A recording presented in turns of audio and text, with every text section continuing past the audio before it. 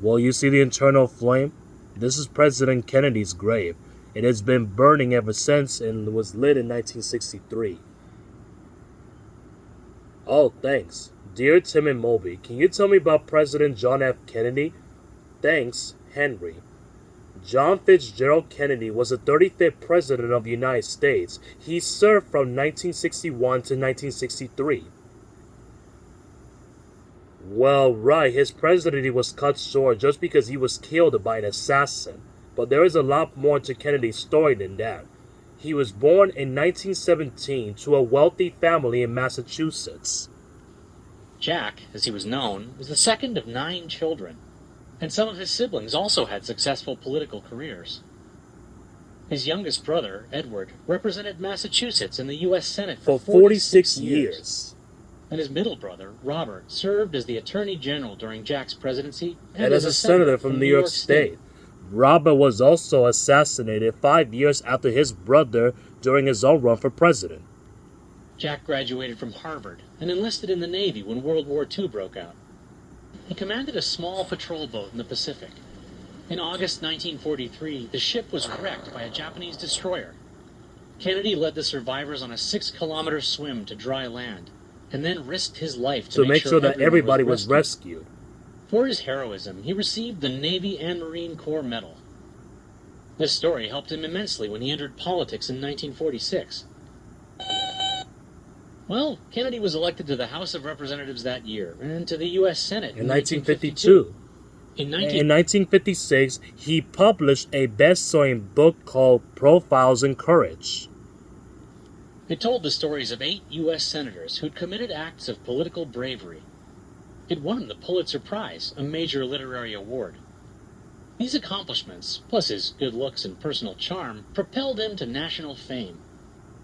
The Democratic Party nominated Kennedy for president in 1960. Voters also fell for his charming and elegant wife, Jacqueline Kennedy, and their adorable kids. In the 1960 election, Kennedy ran against Richard Nixon, who had just served 8 years as vice president. Kennedy was only 43 years old, and lots of people questioned whether he had the wisdom and experience to be a successful president. But he soothed their fears in the first ever televised presidential debates, watching by close to 80 million Americans. Viewers were impressed by the calm, confident Kennedy. Plus, he looked great on TV, while Nixon looked tired and sweaty under the lights. In the end, Kennedy squeaked out a narrow victory.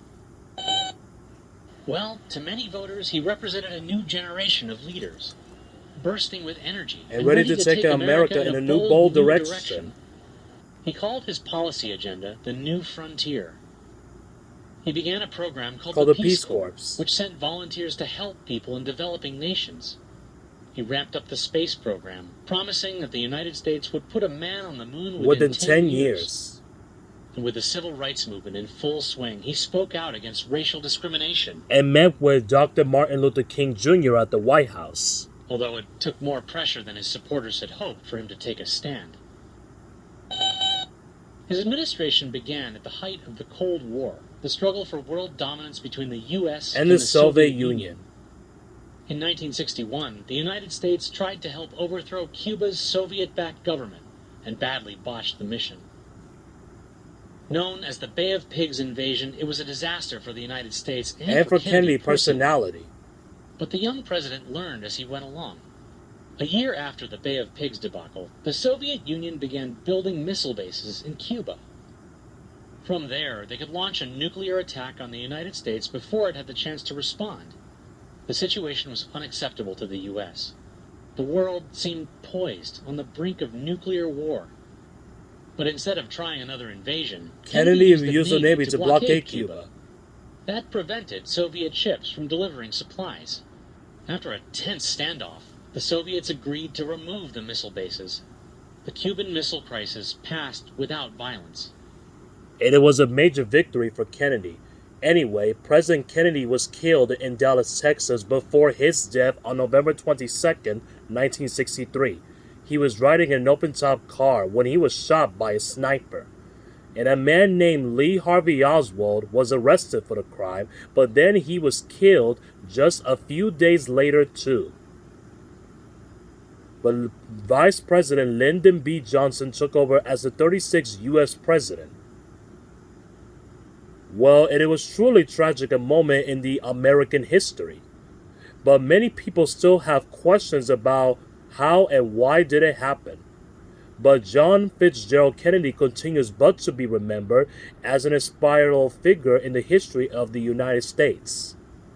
Now come on, Moby, we got a lot of Washington lot to see to left. Come on.